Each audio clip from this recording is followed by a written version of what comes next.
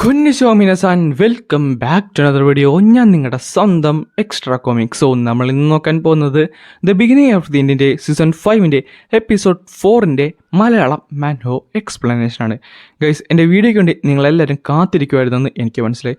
നിങ്ങളെല്ലാവരും എന്നോട് ക്ഷമിക്കുക ഗൈസ്. ഒട്ടും എക്സ്പെക്റ്റ് ചെയ്യാതെ എനിക്ക് ഇന്നലെ ഒരു വലിയൊരു പ്രശ്നത്തിൽ പോയി ചാടേണ്ടി വന്നു. സോ അതെല്ലാം ഒന്ന് സെറ്റാക്കി വരാനായിട്ട് നന്നായിട്ട് താമസിച്ചു. ഞാൻ മിനിഞ്ഞാന്ന് ലൈവിലും പറഞ്ഞിരുന്നു ഇന്നലെ വീഡിയോ ചെയ്യുന്നതാണ്, പക്ഷേ എന്നെക്കൊണ്ട് സാധിച്ചില്ല. സോ എല്ലാവരും എന്നോടൊന്ന് ക്ഷമിക്കുക. നമ്മളെന്തായാലും ഇന്നതേ പ്രോപ്പർലി വീഡിയോ ഇട്ടിട്ടുണ്ട്. നാളെ ഇനി വീഡിയോസ് വരുന്നതായിരിക്കും. സോ അതൊന്നും മിസ്സാക്കാൻ വേണ്ടി നമ്മുടെ പേജ് ഇപ്പോൾ തന്നെ ഒന്ന് സബ്സ്ക്രൈബ് ചെയ്ത് വെക്കാൻ മറക്കണ്ട. അങ്ങനെ ഈ ചാവട്ട് തുറക്കാൻ നടത്ത് അവർ 3 പേരും കൂടെ താഴത്തേക്ക് നടന്നു പോകുമായിരുന്നു. ആ ടൈമിൽ ടെസ്സി ചോദിക്കുന്നുണ്ട്, അല്ല മാസ്റ്ററിന് എന്തിനാണ് ഇത്രയും വൃത്തിയായിട്ടൊരു സ്ഥലത്തിട്ടിരിക്കുന്നത്? ഇത് മർഡറേഴ്സിൻ്റെ ട്രൈറ്റേഴ്സിൻ്റെ റൂമല്ലേ? അതെ, അതുകൊണ്ട് തന്നെ ഇതാണ് അവിടെ ഏറ്റവും സെക്യൂർ ആയുള്ള പ്ലേസ്. കറക്റ്റ് സമയം വരാൻ നേരത്ത് നമ്മൾ പ്രോപ്പറായുള്ള ഗുഡ് ബൈ അവൾക്ക് കൊടുക്കുന്നതായിരിക്കും. എന്തായാലും ഡോർ ഓപ്പൺ ചെയ്യാൻ നോക്ക്. അങ്ങനെ അവരുടെ റൂമിലേക്ക് കയറിയിട്ടുണ്ട്. അവിടെ ആട്ടെ അവളുടെ കല്ലറയുണ്ടായിരുന്നു.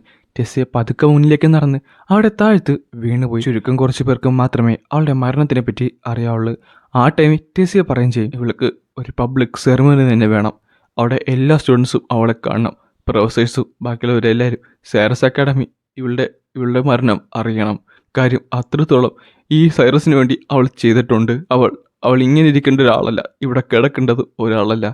അല്ല എടി, അത് ഞങ്ങൾക്ക് മനസ്സിലാവും. പക്ഷേ എന്ത് പക്ഷേ? ഗ്രാൻഡ്പക്ക് എത്ര ധൈര്യം കൊണ്ടിട്ടാണ് എൻ്റെ അടുക്ക് അങ്ങനെ ചെയ്തത്?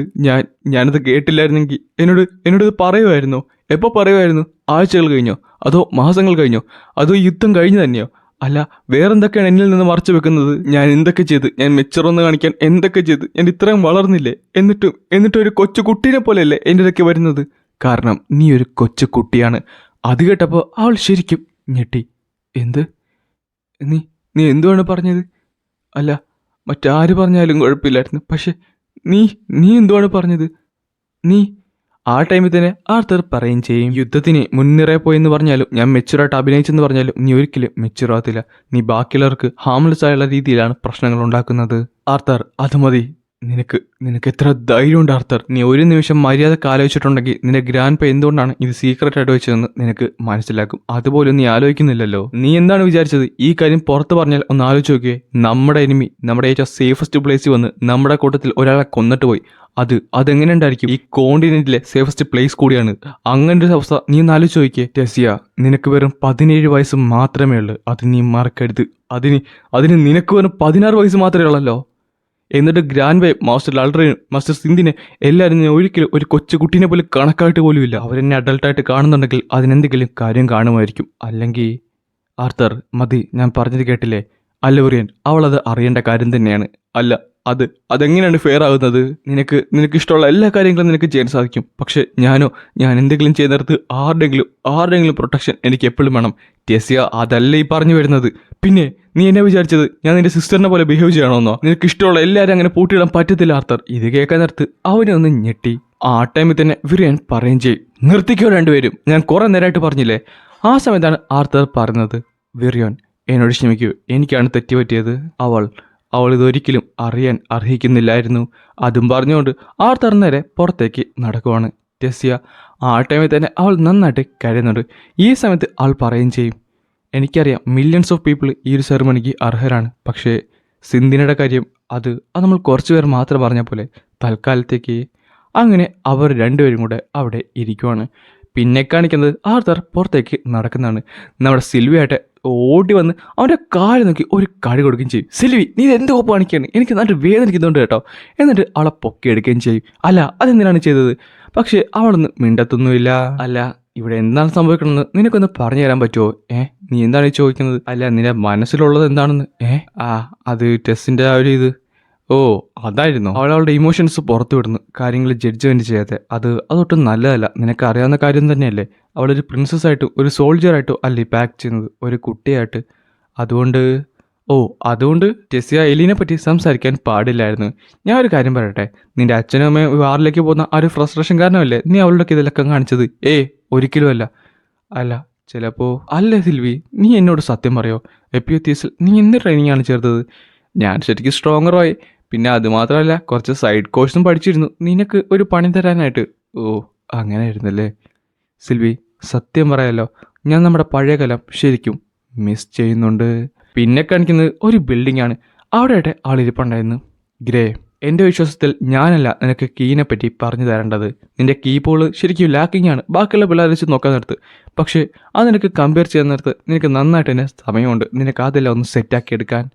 പക്ഷേ ചുരുക്കം പറഞ്ഞാൽ നമ്മുടെ ഇടയിൽ അതിനുള്ള റിസോഴ്സസ് ഇല്ല, അത് മാത്രമേ ഉള്ളൂ. സോ ബാക്കിയുള്ള കാര്യങ്ങളൊക്കെ നീ സേവ് ചെയ്താൽ മാത്രമേ നിനക്ക് മുന്നോട്ട് പോകാൻ പറ്റത്തുള്ളൂ. താങ്ക് യു ഹെഡ് മാസ്റ്റർ വിൽബെക്ക്, എനിക്ക് മനസ്സിലായി. അതുപോലെ തന്നെ ഒരു കാര്യം കൂടെ പറയാനുണ്ട്. നമുക്ക് റീസെൻ്റ്ലി ഉണ്ടല്ലോ നന്നായിട്ട് ഡൊണേഷൻസ് കിട്ടുന്നുണ്ട്. എവിടെ നിന്നാണെന്ന് അറിഞ്ഞൂടാ, എന്നാലും നന്നായിട്ട് കിട്ടുന്നുണ്ട്. ഓ അതെയോ, പക്ഷേ ഇനി എന്തായാലും ഞാൻ ഡൊണേഷൻസ് ഒന്നും അക്സെപ്റ്റ് ചെയ്യുന്നതല്ല. അല്ല അതെന്താ പറ്റി, അതെന്താ കാര്യം? ഓർഫനേജ് ക്ലോസ് ചെയ്യാനായിട്ട് പോകുവാണോ? അതൊന്നുമല്ല, ഗവൺമെൻറ് നമ്മുടെ കാര്യത്തിൽ ചെറിയൊരു ഇൻട്രസ്റ്റ് കാണിക്കുന്നുണ്ട്. സോ ഫണ്ടിങ് ഒക്കെ ഇനി അവിടുന്ന് കിട്ടിക്കോളൂ. സോ നമുക്കും പിന്നെ നിങ്ങൾക്കും ഇനി ഫണ്ടിൻ്റെ കാര്യത്തിൽ ടെൻഷൻ അടിക്കേണ്ട കാര്യമില്ല കേട്ടോ. നിനക്കത് മനസ്സിലായോ? അവൾക്ക് കാര്യങ്ങൾ മനസ്സിലായോ? ചിലപ്പോൾ മനസ്സിലാകാൻ ചാൻസ് ഉണ്ട്, പക്ഷെ എങ്കിലും അത് കുറച്ച് ഇമ്പോസിബിൾ അല്ലേ? അതെന്തായാലും നന്നായി. എന്തായാലും എന്നോട് പറഞ്ഞതിൽ നന്ദി. അത് കഴിഞ്ഞ് കാണിക്കുന്നത് അവനോടൊന്ന് പോകുന്നതാണ്. അല്ലാർത്താർ പോകുന്നതിന് മുമ്പ് ഒരു കാര്യം കൂടെ ചോദിക്കട്ടെ, സിലിയ അവളെങ്ങനെയുണ്ട് നിങ്ങളുടെ കൂടെത്തി? സെറ്റായോ? അങ്ങനെ ചോദിച്ചു കഴിഞ്ഞാൽ അവൾ കുറച്ച് ആ ഒരു ആക്സിഡൻറ്റ് കഴിഞ്ഞ് കുറച്ച് സ്ലോ ആണ്. ഞങ്ങളൊക്കെ ഒന്ന് പ്രോഗ്രസ് ചെയ്ത് വരുന്നേ ഉള്ളൂ. പിന്നെ അവളോടൊന്ന് മിണ്ടി ഇന്ന് സെറ്റാകും. അപ്പോൾ ഒരു വാക്കുപോലും അവൾ നിങ്ങളുടെ അടുത്ത് മിണ്ടിയില്ലല്ലേ? കണ്ടുപിടിച്ച് ഇല്ല, ഒരു വാക്കുപോലും അവൾ മിണ്ടിയിട്ടില്ല. അതൊക്കെ നീ നോക്കുന്നതാണ് എൻ്റെ വിശ്വാസം. നിനക്ക് എന്തായാലും അവളുടെ ഷെല്ലിൻ്റെ അകത്ത് കയറി അവളെ മറിഞ്ഞ് മനസ്സിലാക്കാൻ പറ്റുമായിരിക്കും. അത് ആർക്കെങ്കിലും പറ്റുമെന്നുണ്ടെങ്കിൽ നിനക്കും നിക്കൊക്കെ മാത്രമാണ്. അല്ല ഞങ്ങളെന്താണ് ഇത്രയും പുഷ് ചെയ്യേണ്ടത് അവളുടെ ഫ്രണ്ടാകാനായിട്ട്? ആ ടൈമിലാട്ടെ അവൾ നോക്കി ചിരിച്ചിട്ട് പറയുകയും ചെയ്യും, ആ കുട്ടിയുടെ കഥ അത് ഞാൻ പറയുന്നതിനെക്കാട്ടും നല്ലത് അവൾ തന്നെ നിങ്ങളോട് പറയുന്നതാണ്. അല്ല അതല്ല, അവളെ കാണുന്നത് നോർമലാണ്, പക്ഷേ മിക്കവരും കുറച്ച് പേടിയോടാണ് നിൽക്കുന്നത് ആ ഒരു ആക്സിഡൻറ്റ് കാരണം. എനിക്ക് നിൽക്കും വലിയ പേടിയില്ല, പക്ഷേ എങ്കിലും കുറച്ച് കുട്ടികൾക്ക് അല്ല അത് പ്രശ്നമല്ലേ? ആ ടൈമിൽ പതുക്കെ വന്ന് ആർത്തിൻ്റെ തലയിൽ തൊട്ടിട്ട് പറയുകയും ചെയ്യും, നീ എന്തൊക്കെ പറഞ്ഞാലും സിലിയക്ക് അവളെ നന്നായിട്ട് തന്നെ അറിയാം. അവള് നിന്നോട് തന്നെ നന്നായിട്ട് എല്ലാം പറയട്ടെ. അതുവരെ ഒന്ന് ട്രൈ ചെയ്യടാ. ഒന്നുമില്ലെങ്കിലും ഒരു ഫ്രണ്ടിനെ കൂട്ടാനല്ലേ, അതുകൊണ്ട് വലിയ കുഴപ്പമൊന്നുമില്ലല്ലോ. അവൾക്ക് ആവശ്യമുള്ളപ്പോൾ അവൾ എന്തായാലും നിങ്ങളെ മനസ്സിലാക്കിക്കോളൂ. യെസ് മദർ, അതെനിക്ക് മനസ്സിലായി. മദർ അല്ല കേട്ടോ ഗ്രേ, ഞാൻ ഹെഡ് മാസ്റ്റർ വിൽബെക്കാണ്. പിന്നെ കാണിക്കുന്നത് അവൻ നേരെ റൂമിലേക്ക് നടന്നു പോകുന്നതാണ്. ഈ സമയത്ത് കുറേ അധികം പിള്ളേർ വന്നിട്ട് പറയും ചെയ്യേ, ഗ്രേ നമുക്ക് ഓടിപ്പിടുത്തം കളിച്ചാലോ? പിന്നെന്താ എങ്കിൽ വായെന്ന് പറയുന്നിടത്ത് അവരട്ടെ ഗ്രേനെ പിടിക്കാൻ നോക്കുന്നുണ്ട്. പക്ഷെ ഗ്രേട്ടെ നന്നായിട്ട് അവരുടെ ഭാഗത്തു നിന്നൊക്കെ ഒഴിഞ്ഞൊഴിഞ്ഞ് മാറുകയും ചെയ്യും. ഒരാൾക്ക് പോലും അവനെ തൊടാൻ പറ്റുന്നില്ല.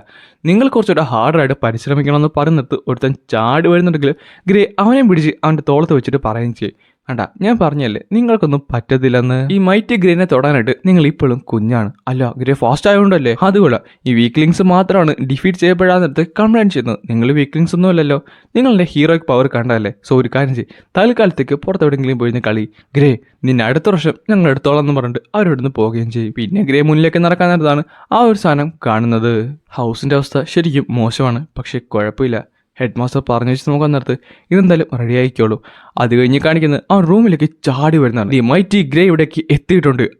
അതൊക്കെ മതി, നീ അതേ ആ ഡോർ ക്ലോസ് ചെയ്ത് നോക്ക്. അല്ല നീ ഇതെന്ത് കോപ്പ് ചെയ്യാണ്? നീ തുന്നാനും തുടങ്ങിയോ? അല്ല ഇതെന്നതാണ്? പെട്ടെന്നാണ് അവൻ്റെ കയ്യിൽ കയറി അവൻ പിടിക്കുന്നത്. എന്നിട്ട് ഒരു ഷോക്ക് അങ്ങോട്ട് അടുപ്പിക്കുകയും ചെയ്യും. അതെന്ത് കോപ്പാണ് പണ്ടാരം, ഞാൻ പേടിച്ചും പോയില്ല. അതാണ് തുന്നുന്നതിൻ്റെ പവർ നീ ഒരിക്കലും കാണാതെ പോകരുത്. തുന്നുന്നതിൻ്റെയോ? അതെ, ഇത് സൂപ്പർ അല്ലേ, കാണാൻ നല്ല രസമുണ്ടല്ലോ. സത്യം പറഞ്ഞാൽ ആ റീസെൻ്റ് ആയ കാര്യം കഴിഞ്ഞ് ഞാൻ എങ്ങനെ നമ്മളെ ഡിഫെൻഡ് ചെയ്യാമെന്ന് പഠിക്കുമായിരുന്നു. സോ കുറച്ചധികം കാര്യങ്ങൾ കൊണ്ട് ഞാനിത് ക്രിയേറ്റ് ചെയ്തു. കീ കണ്ടൻഷൻസും മെറ്റോളയും വിയോളയും എല്ലാം കൂടി ചെയ്ത് ഒരു പ്ലാം മെയ്ഡ് മൈക്രോ ഫൈബർ സാധനമാണ് ക്രിയേറ്റ് ചെയ്തത്. ഇതുകൊണ്ട് നമുക്ക് കീ ആയിട്ട് കണ്ടക്ട് ചെയ്യാനായിട്ട് സാധിക്കും. ചെറിയൊരു എമൗണ്ടിലാണെങ്കിലും ചെറുതായിട്ട് എൻ്റെ കീയൊക്കെ ഇത് ഹാർനസ് ചെയ്യുന്നതാണ്. സോ ഞാൻ മറ്റാരെങ്കിലും കൈ കയറി പിടിക്കാൻ നിർത്ത് എൻ്റെ കയ്യിൽ നിന്നുള്ള ഇലക്ട്രിക് ഷോക്ക് അവരുടെ കയ്യിലേക്ക് എത്തുന്നതാണ്. ഇത്രയും തലച്ചോറുള്ള നീ എങ്ങനെയാണ് ഇവിടെ അഡോപ്റ്റ് ചെയ്യപ്പെട്ടത്? അങ്ങനെയൊന്നുമല്ല, എൻ്റെ പാരൻസ് അത്ര നല്ലതൊന്നുമല്ലായിരുന്നു. ശരിയാണ്, എൻ്റെ പാരൻസിനെ പറ്റി എനിക്ക് ഒരു ചിന്ത പോലും ഇല്ല. പക്ഷേ നിക്കോയുടെ കാര്യത്തിൽ അങ്ങനെയല്ല. അവൻ നന്നായിട്ട് തന്നെ അവർ ഓർക്കുന്നുണ്ട്. അവരെ ഇവരെ ഉപേക്ഷിച്ചതുമാണ്. അല്ല ഞാനെന്ന് പറയട്ടെ, നീ ഇതൊക്കെ ഉണ്ടാക്കുന്നതിന് പകരം എന്നെ പോലെ ഫൈറ്റ് ചെയ്യാനായിട്ട് പഠിച്ചാൽ പോരെ? ഒന്നാമത്തെ കാര്യം നീ ഒരിക്കലും ഫൈറ്റ് ചെയ്യാനായിട്ട് പഠിച്ചിട്ടില്ല. പിന്നെ രണ്ടാമത്തെ കാര്യം എനിക്ക് ഇങ്ങനത്തെ ടോയ്സ് വേണം, എങ്കിൽ മാത്രമേ എനിക്ക് പിടിച്ചിരിക്കാൻ സാധിക്കത്തുള്ളൂ. നീയായിട്ട് നിനക്ക് നല്ല പ്രിമിറ്റീവ് അല്ല പ്രെഡേറ്ററിൻ്റെ റിഫ്ലക്സ് ആണുള്ളത്. എൻ്റെ റിഫ്ലക്സ് അറിയാല്ല, താഴത്തെ കിടക്കും ഒരു ടർട്ടിലിനെ സ്ലോത്തിനെ പോലെ. പക്ഷെ നീ അങ്ങനെയല്ല. എങ്കിലും ഈ ഗ്ലൗസിനെക്കാട്ടും നല്ലത് അത് തന്നെയല്ലേ. എടാ ഈ മൈക്രോ ഫൈബറൊക്കെ എക്സ്പെൻസീവ് ആണ്, അതുകൊണ്ട് ഇത് അത്ര ലാസ്റ്റും ചെയ്യത്തില്ല. അതുകൊണ്ട് നീ വിഷമിക്കാതെ വേണ്ട. പിന്നെ കിട്ടിയ പൈസ കൊണ്ട് അതുകൊണ്ട് തന്നെ ഞാൻ കുറച്ച് കാര്യങ്ങളൊക്കെ മേടിച്ചിട്ടുണ്ട്. ഓ അപ്പം അങ്ങനെയാണല്ലേ നീ ആ പൈസ ഒക്കെ ചിലവാക്കിയത്. അല്ല ഹെഡ് മാസ്റ്ററിന് വല്ല അറിയാവോ? ആർക്കറിയാം. അല്ല ഞാൻ നീ കേട്ടെ, അപ്പം എത്ര രൂപയാണ് ഓർഫനേജിലേക്ക് ബാക്കി വന്നത്? നീ മുഴുവൻ ചിലവാക്കിയോ? അങ്ങനെയൊക്കെ ചോദിച്ചു കഴിഞ്ഞാൽ എനിക്ക് വേറെ മാർഗമൊന്നുമില്ലായിരുന്നു. ഒന്നുമില്ലെങ്കിലും ഇത് ചെറിച്ച ആവശ്യമുള്ള കാര്യമല്ല. അങ്ങനെയൊക്കെ ചോദിച്ചു കഴിഞ്ഞാൽ എനിക്ക് വേറെ മാർഗമൊന്നുമില്ലാന്ന്. എന്തായാലും ഒലീവ് കുഴപ്പമൊന്നുമില്ല. ഒലീവക്ക് അത്യാവശ്യം പൈസ ഒക്കെ ഉണ്ടാക്കാൻ പറ്റും. ഒലീവ് അല്ല ഹെഡ് മാസ്റ്റർ വിൽബക്ക് എന്ന് പറഞ്ഞിട്ട് പെട്ടെന്ന് അവനെ പിടിച്ച് ഞെരിക്കുന്നുണ്ട്. എന്തായാലും നമ്മൾ രക്ഷപ്പെടാറുണ്ട്, വലിയ കുഴപ്പമൊന്നുമില്ല. ഓർഫനേജിന് എന്തായാലും ഗവൺമെൻറ് ഏറ്റെടുക്കാൻ പോകുവാണ്. ഇനി പൈസ ഒക്കെ അവിടെ നിന്ന് കിട്ടിക്കുള്ളൂ. ഓ അങ്ങനെയാണെന്നുണ്ടെങ്കിൽ ഇനി എനിക്ക് എല്ലാത്തിനും അവിടെ നിന്ന് പൈസ കിട്ടൂലേ? എന്ത്?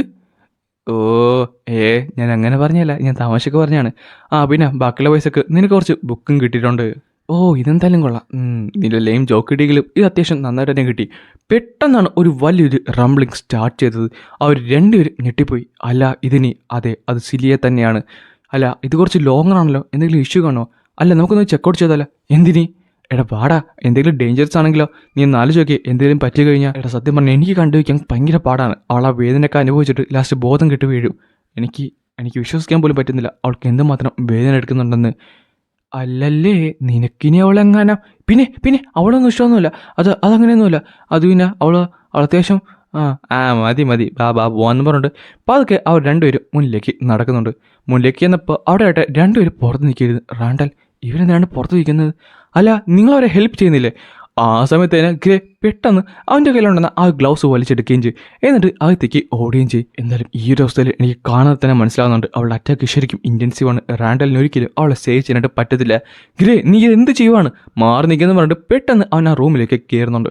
അവളുടെ ഭാഗത്ത് നിന്ന് കീ നന്നായിട്ട് എമിറ്റ് ചെയ്യുന്നുണ്ടായിരുന്നു. സെലിയെക്കുറിച്ച് റെയറാണ്. അവളുടെ കീ ആയിട്ട് നല്ല ഇറഗുലിറ്റിയാണ്. ഏറ്റവും നന്നായിട്ട് കീ കൺട്രോൾ ചെയ്യുന്നവരെ നല്ല പാടുപെട്ടാണ് ഈ ഒരു ടൈപ്പ് ഓഫ് കീ കൺട്രോൾ ചെയ്യുന്നത്. സെലിയായിട്ട് ആ കീയിൽ തന്നെ മുഴുകിയിരിക്കുന്ന ഒരാളാണ്. അവൾക്കൊരിക്കലും അത് കൺട്രോൾ ചെയ്യാനായിട്ട് പറ്റത്തില്ല. ഹെഡ് മാസ്റ്റർ പറഞ്ഞു ചോദിച്ചു നോക്കാനടുത്ത് അവളുടെ ഇമോഷൻസ് പ്രൊവോക്ക് നേരത്താണ് ഇതെല്ലാം പുറത്തേക്ക് വരുന്നത്.